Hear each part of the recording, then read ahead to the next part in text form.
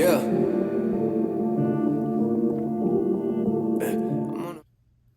Welcome to the Big Little Sports Review Show. Yay. Yay. Today we have a great show for you today. We have, as the usuals, we have the NFL, which is the big comeback weekend for a lot of teams. You also had the college football, some big matchups.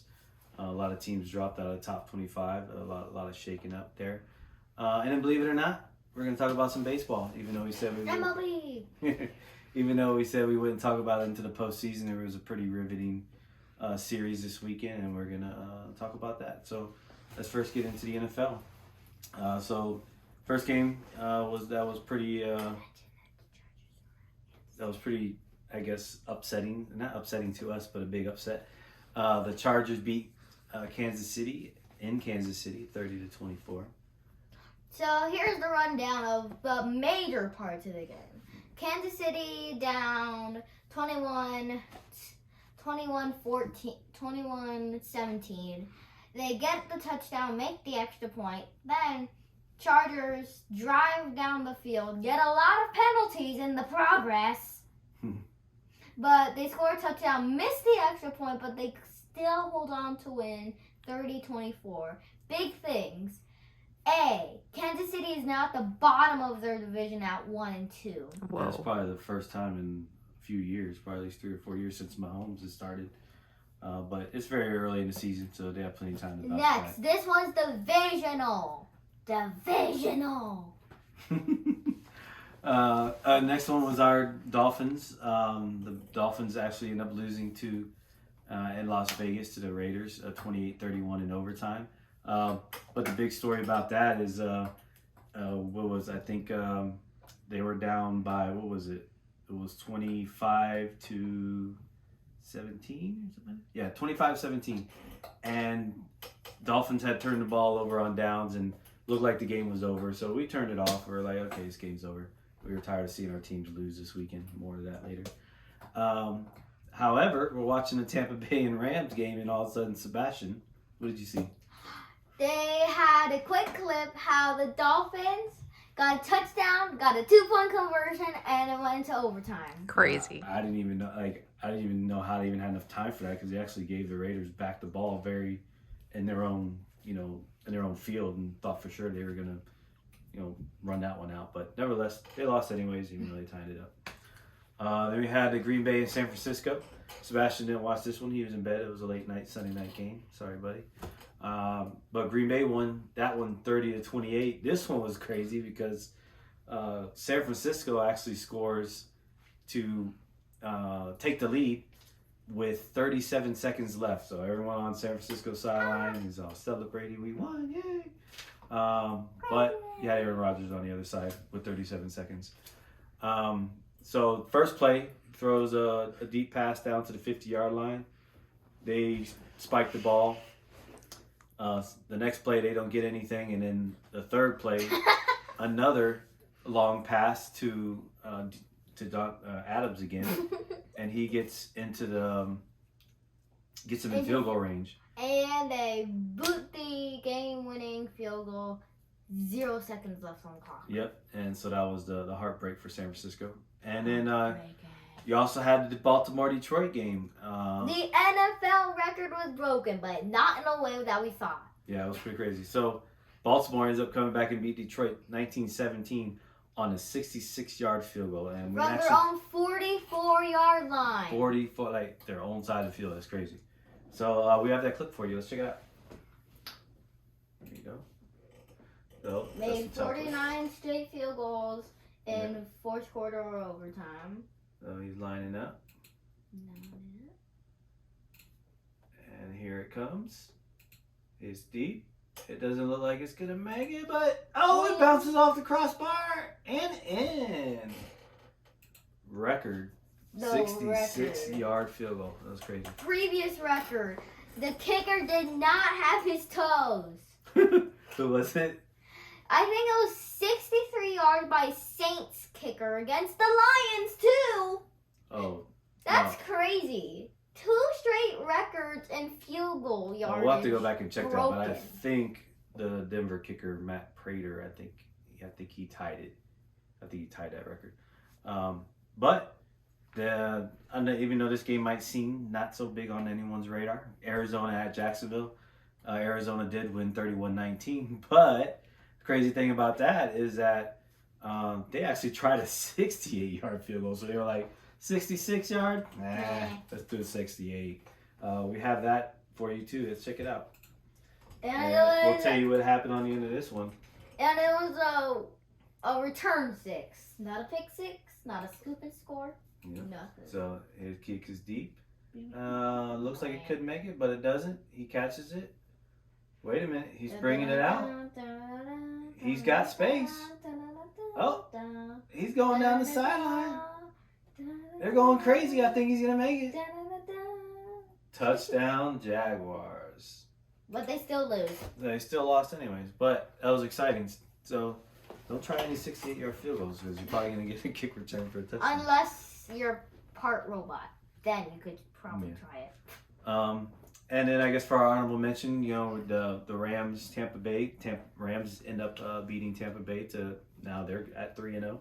I actually had the Tampa winning that game, but I was wrong.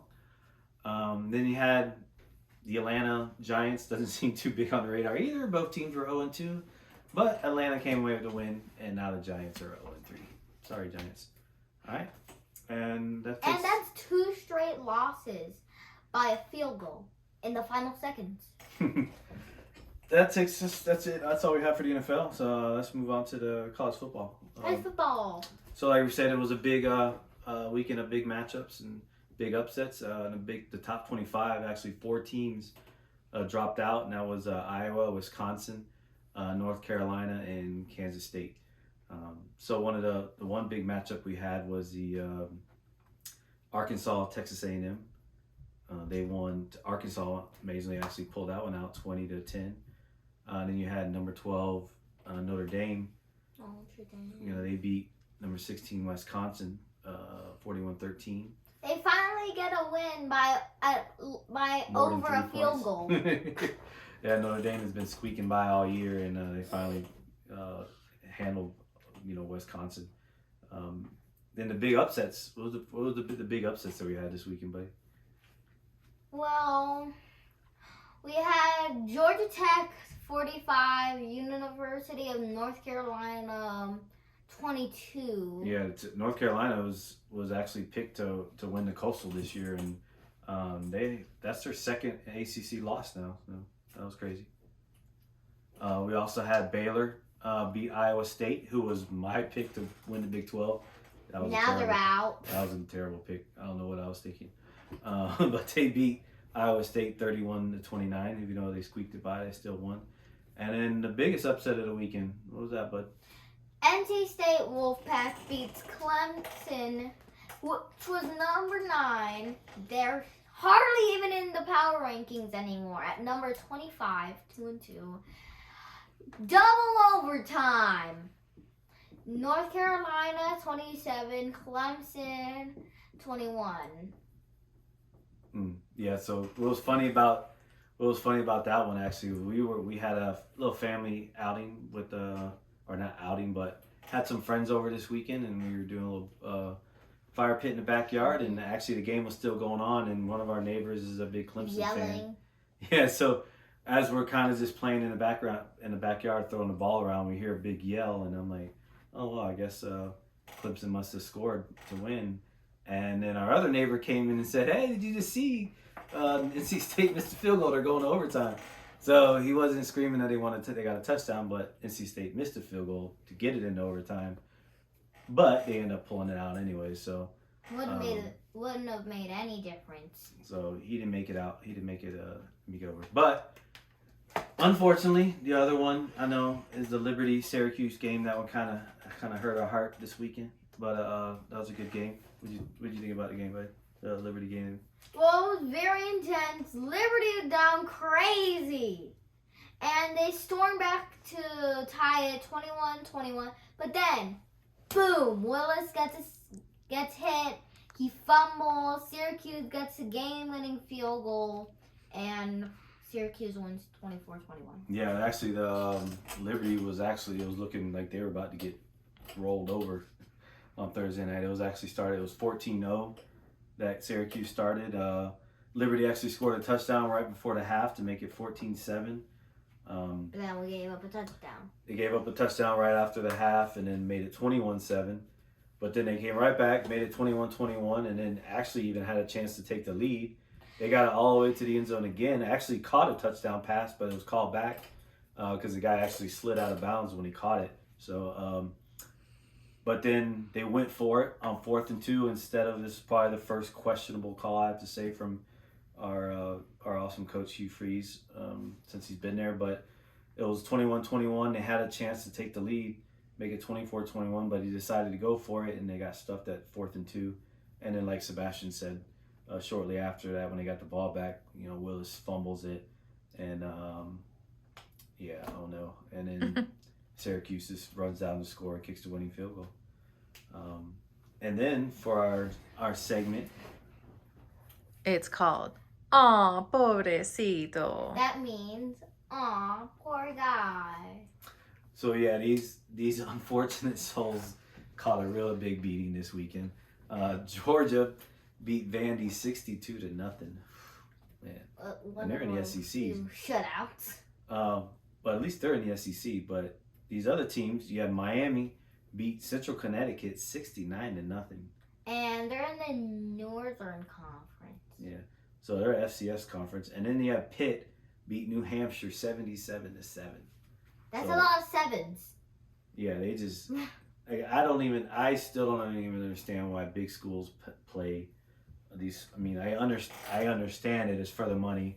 That's how some of these little schools make money for their programs. Is the big college will pay small college to come up, essentially to get beat down just so they can make some money for the program. But I don't particularly like it. I personally think that it shouldn't be the schools making deals with other schools. It should be conferences making deals with other conferences about the interconference games, because the conference gets to decide the conference schedule, but the schools themselves, which I definitely don't agree with, got to make their own interconference schedule. Yeah, so they already make the conference schedules, but what he's saying is, we think they should make the full schedule. They should make the full schedule. I agree. I disagree a little bit though, buddy, because I feel like the schools have to have some kind of charge over who they want to play and stuff like that. However,